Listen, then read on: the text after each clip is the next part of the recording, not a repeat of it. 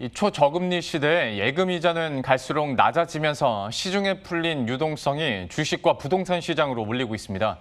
특히 2030 세대를 중심으로 영혼까지 끌어모아 대출을 받아 투자한다는 영끌과 비투라는 신조어가 생길 정도인데요. 그 현상을 짚어보는 세 차례 기획보도 중 첫 번째 순서입니다. 박지용 기자가 전해드립니다. 20대 직장인 A씨는 최근 대출을 받아 해외 주식 투자를 시작했습니다. 테슬라 주가가 올해에만 500% 가까이 오르자 주식 투자를 자산 증식의 기회로 삼은 겁니다. 은행 금리가 너무 낮은 수준이라 예금을 해봤자 수익이 별로 안 나는 것 같더라고요.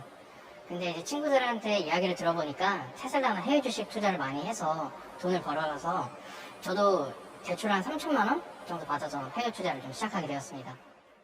실제 올해 상반기 중 신설된 주식 계좌의 10개 중 7개는 2030 세대가 소유한 것으로 나타났습니다.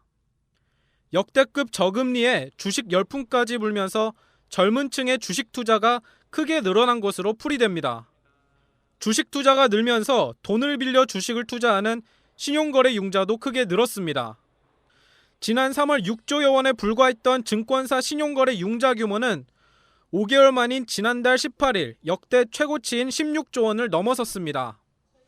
밀레니얼 세대의 주식 투자 현상은 미국과 중국을 비롯한 주요국에서도 유사한 형태로 나타날 정도로 보편화되고 있습니다. 주식만 하는 게 아닙니다.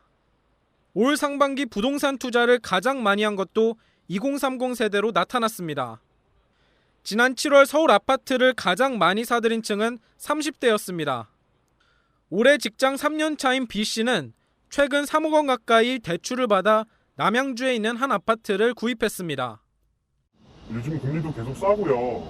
집값이 계속 오르는 추세인데 지금 아니면 집을 살 수가 없다고 생각을 해서 한 2억 7천에서 8천 정도 대출을 받아서 집을 바로 샀습니다.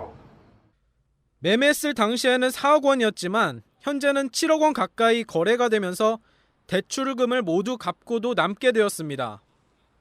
월급으로 꼬박꼬박 모은 뒤 약간의 대출을 받아 집을 사던 기성세대의 삶의 방식을 따르다간 치솟는 집값을 따라잡지 못해 평생 전세나 월세를 벗어나지 못할 수 있다는 불안감이 2030 세대를 엄습하고 있는 것으로 분석됩니다. 다만 대출이 가파르게 불어나면서 향후 불거질 수 있는 2030 세대의 부실을 우려하는 목소리도 나옵니다. 가격이 지금처럼 올라가고 있을 때는 괜찮은데요.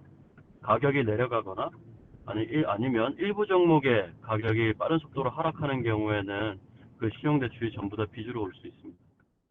저성장과 저금리라는 경제 환경에 놓인 2030 세대들이 고수익의 기회를 찾아 사투를 벌이고 있습니다. 머니투데이 방송 박지웅입니다.